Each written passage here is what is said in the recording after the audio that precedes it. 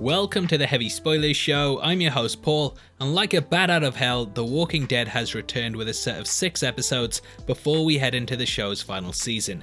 The finale culminated with a Negan-centric entry that filled in a lot about his character and his origin story.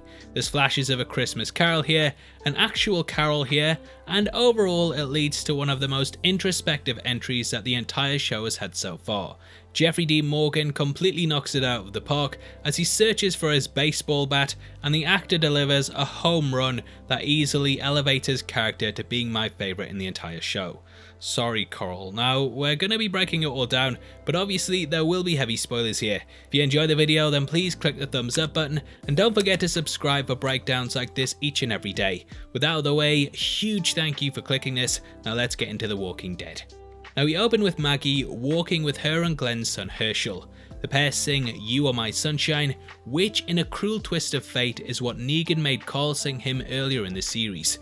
Negan made him do this because it was a song that Laura used to sing to him as a child, and we see this repeated here once more with a mother singing it with her son.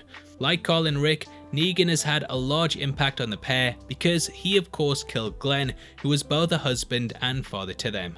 He was also Alpha's second in command when the Whisperers burned down Hilltop, and there's clearly a lot of anger there on her behalf.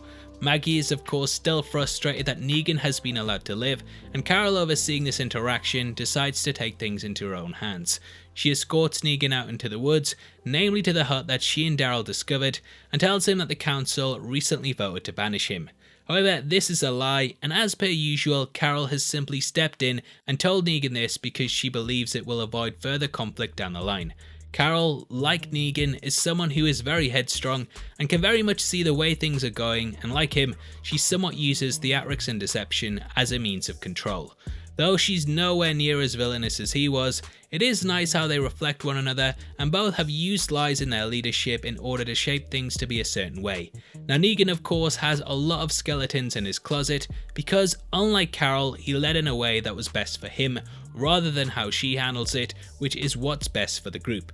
Negan is very much haunted by the idea of his past, and that night in the cabin he's visited by the saviour version of himself. This taunts him, saying that there was no way his past would ever be forgiven, and we cut to the character returning to where Rick slit his throat. We also see a flashback of Michonne saying that they left Lucille out at this location, and this very much speaks to Negan's ego. He believed himself to be someone that was vastly important, a symbol of fear that ruled over a mighty kingdom. However, when this tyrant was brought down, not even the things that made him infamous were respected, and they were dumped in the very spot where he quote-unquote died. After digging in the dirt, he comes across Lucille once more, and this episode very much symbolises him not only putting his past to rest, but also the memory of his wife, who we meet in this entry. Negan has believed that if he just buries everything, then it will be forgotten, but he metaphorically and literally must dig it up in order to become a new and better person. Now we jump back in time to find him tied to a chair whilst being interrogated by members of a motorbike gang. Negan was out on the road trying to get chemotherapy drugs for his wife, and they came across him and took him captive. Turns out he's had his run-ins with them in the past, and he sent them off on a wild goose chase, which they now seek retribution for. They want medicine, and Negan has to somewhat sell his soul in order to get back to his wife. From here, we get a further flashback and catch him meeting Laura for the first time, who you may remember as a prominent member of the Saviors. Negan was trying to rob her and her father Franklin, but he's knocked down by the former using the bat that later becomes Lucille. After revealing that his wife had cancer, Negan also confirms that he was a high school gym teacher. We do a further flashback to 6 weeks before this, when Negan was treating his wife.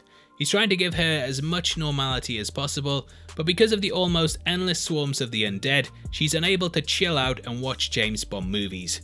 Negan won't let her live and let die, thank you, and he constantly heads out to more and more dangerous situations to ensure that she gets to die another day. Thank you, I'm here all week. Now because of this, the time that the pair spend apart becomes longer and longer, but Negan sees it as being necessary due to the trips being the only thing that's keeping her alive.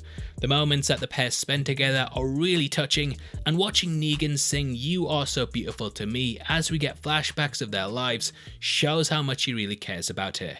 It's during these moments that we see Lucille kept a leather jacket that Negan bought himself when he was jobless. His wife was angered that he bought himself a gift when they had spiraling credit card debts, and it also showed that he was very self-centered.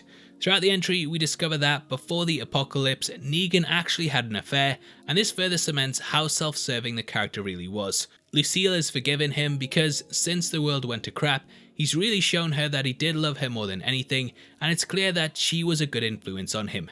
As we know, in her death, he returned to being this self-centered person once more, but we'll discuss how the character comes full circle to how he was with Lucille at the end of the video. Now unfortunately, the generator keeping the fridge going shuts down, and thus the chemotherapy medication is ruined.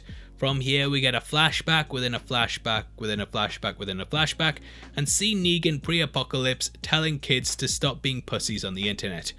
Never change, Negan, never change. Now this fills in a lot of the blanks about his past, including the jacket story, and also that he assaulted someone when he worked as a teacher. Because of this, he lost his job, but Lucille stuck by him, which is of course reflected in him sticking by her when everything around them ends.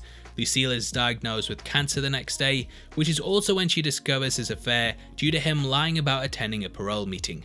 After the cancer bombshell drops, he breaks things off to focus completely on his wife, and we do see that when it comes down to it, Negan will be loyal to those around him. Cut up one level in the flashbacks, and we see that Lucille just wants Negan to stay and enjoy the time that they have together. However, Negan wants more time with her, potentially due to his selfishness, and thus he goes out looking for doctors in hopes of gaining more medicine. Now I did say potentially there, as it's what anyone would have done, but it does further confirm that Negan always tries to get more than he should, and this always leads to a negative outcome. Jump back to Franklin and Laura, who take pity on him, and the pair give him medicine along with Lucille. The phrase "what goes around comes around" is said, and this becomes a very important message. Cut to the bikers, and Negan gives up the location of Franklin and Laura. Negan could have saved them, but instead he abandons them to their fate and returns to his wife. As the saying goes, what goes around comes around, and this bad karma follows the character home, where he discovers that Lucille has ended her own life and is now a zombie. This is heartbreaking for him, and because he was gone, it is possible that she thought that he'd run out on her. We don't know what her final thoughts were, but it's clear that she didn't want to live anymore, and Negan has wasted the time that he could have had with his wife.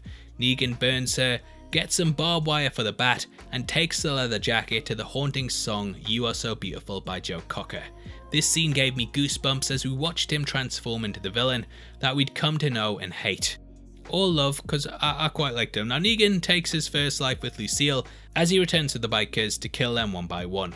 Like a bat out of hell, so sorry I've already done that joke, he rescues Franklin and Laura, but it's clear that he's a changed man. He recounts the time that he assaulted the man which he lost his job over, and everything starts to make sense. Negan and his wife were trying to listen to their favourite song, but some drunk at the bar refused to shut up, and thus he ended up taking his anger out on him. It really shows Negan's darker side, and with nothing in his life giving him a reason to be good anymore, he's realised that the only thing left to do is be as evil as he can. Cut to the present, and we see a walker slowly sneaking up on him, and he takes us out with the bat, which becomes the last act that he ever does with Lucille. Negan realises that, though he's still seen as a villain, he's not, and he has changed. He says goodbye to his wife, something that he's buried since she died, and the character burns Lucille, promising that he will do her fighting for her going forward.